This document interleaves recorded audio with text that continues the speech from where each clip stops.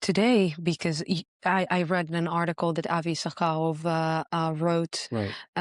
and you offered or told the Israeli government to go out and break a war between on Hamas, to go and declare a war on Hamas. It's like I read this and I said, "Oh What's my his God, problem? what? No, is he? I will tell you this. Is he crazy? Possibly.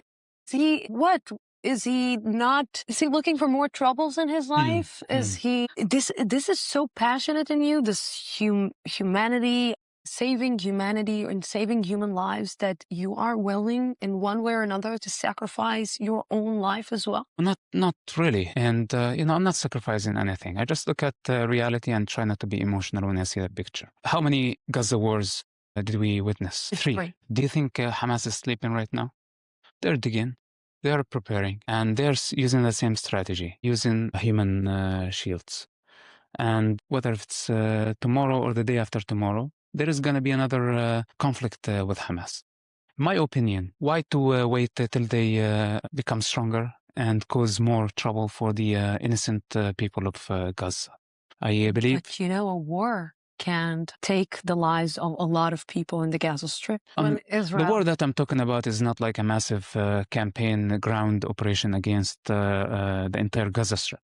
Actually, my suggestion was completely different. I would like to see some intelligence work. I would like to see some targeting for Hamas, avoiding civilians as much as possible. The reason I'm saying this, not to give Hamas a break. The moment you give them a break, this is when they start developing their missiles, and they take advantage to rebuild their military wing.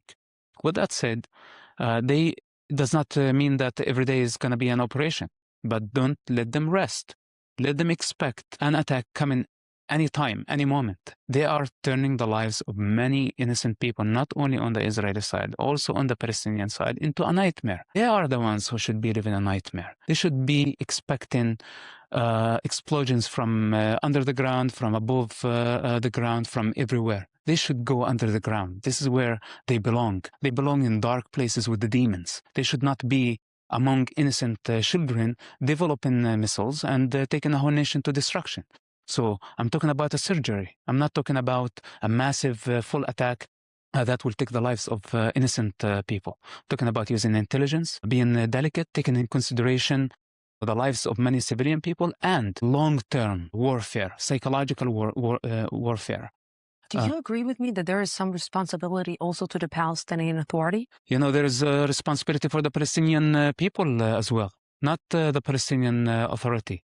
Unfortunately, when a whole nation let a bunch of extremists lead them to the slaughterhouse, this is the result, the death of many innocent people.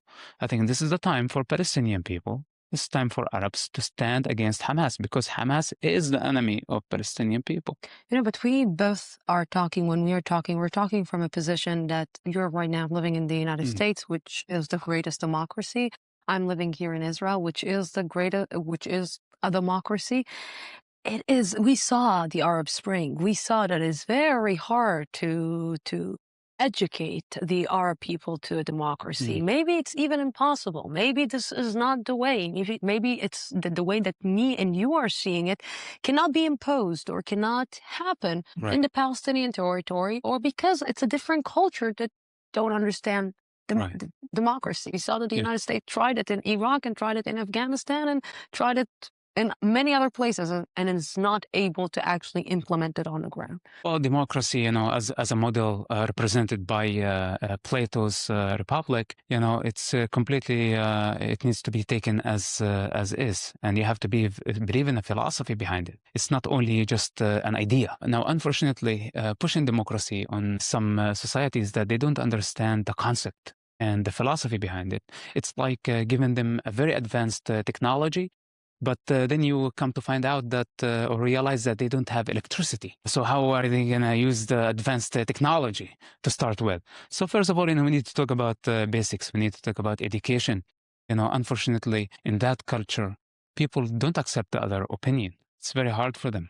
And when they lose an election, they don't accept the rules of the game, and they fight each other. This is not going to be the situation like this forever. It's an evolution. It's going to take a long time for Arabs to realize that this is the only way. Nobody has the higher truth. Democracy is the cure for the human condition, because the philosophers, the Greek philosophers and the Indian philosophers came to the same realization that the human mind is very limited. And whatever theories we create, it's not a supreme. I will try to make your life a little bit hard. Sure. Why? The real nature of Islam is a very violent religion. It does not have tolerance in it. The goal of Islam is to conquest and to control the globe. This is the intention of Muhammad. This is what he started 1400 years ago. People are following his footsteps. This is the Islam that you grew up on. This is not the Islam that I grew up on. Well, this is the Islam actually that is in the book. If you read the Quran, if you read the Hadith, the Sunnah, if you look at the behavior of Muhammad based on the most trusted Islamic resources, you will find that he used violence to achieve his religious and political agendas. And what we see today is only a manifestation and a reflection of what he started 1400 years ago. I think most Muslims are peaceful people. They just want to live their lives. And they find it very hard to go against the flow. This is the problem. That, this is the dominating religion of the society. And they see the problem in it. They don't follow it. They don't obey it. But they know if they go against it, they will be crushed. And this is just a matter of time before, Muslims come to put an end for this state of delusion and accept other theories, accept other ideas, and see other enlightened theories out there coming from the East, coming from the West, that helps the human consciousness to evolve, help people to see life in a better way. They don't care for the lives of anybody. All they care about for their theory that is just demonized. It's coming from hell. It does not have any righteous thing in it, except killing and destroying and intimidating a whole society. And I ask myself, is this the way that my father is trying to bring justice to our people? He used to sit down on the dinner table, and tell me, if I die for the sake of Islam and Hamas, make sure you take care of your mother. That used to make me cry. This is how much he was dedicating his time, his life, for the sake of Hamas.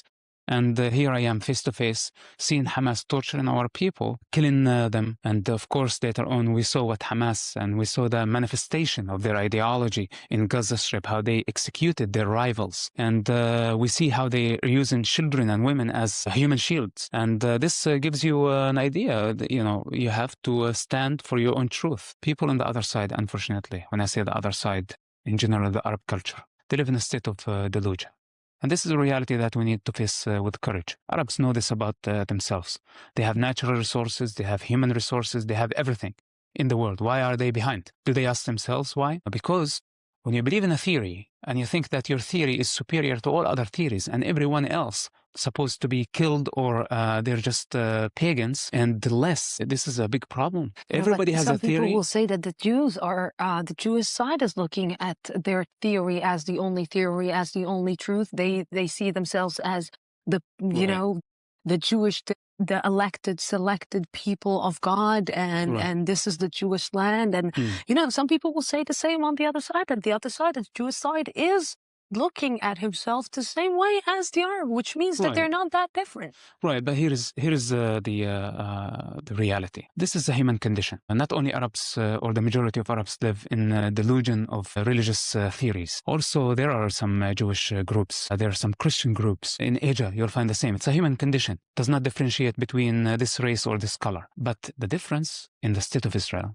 that it's the constitution has the upper hand. The religious groups don't have upper hand above the constitution. Not even God, it seems. But there is no God above the Israeli constitution. It's a democratic model, and I hope that Arabs can learn to know the difference, even though the majority are Jewish. But you see, Arabs move freely in Israel. There are like more than 1.3 million Arabs who live in the state of Israel. Discrimination is a crime against the law. The law will punish anybody who is discrimination against the Arabs, or look down at them, or use violence against them. Now, there are some violations. There are some extremists who go above the law, and they think that they're above the law. The moment they break the law, they're punished. God is the father of all, Jews, Muslims, Christians, all type of people. When people come to understand this oneness, then they will see that it's not about, my family, my biological family. Humanity is my family. It's not only about, the mother who gave birth to me. How many mothers are out there, with heart broken, and they suffer a lot. They lost their children in suicide bombing attacks. Do my mother feel for them? Maybe she does not see it this way. She lost me and I'm still alive, I'm still breathing, and she does not talk to me. There are mothers on the Israeli side who lost their children, and that's it. They will never see them again in this life. You came into the studio and you looked at your picture and you said, I look angry. Are you angry? Well, I am not angry. Are you still angry? Well, I try not to be, because, anger is not a good thing. Tolerance is better. Forgiveness is better. It's higher level of consciousness. But sometimes, we have to be sure of what we're doing. Sometimes we have to be, how can I say this, strong to stand for our truths. And I might come across, as angry or frustrated.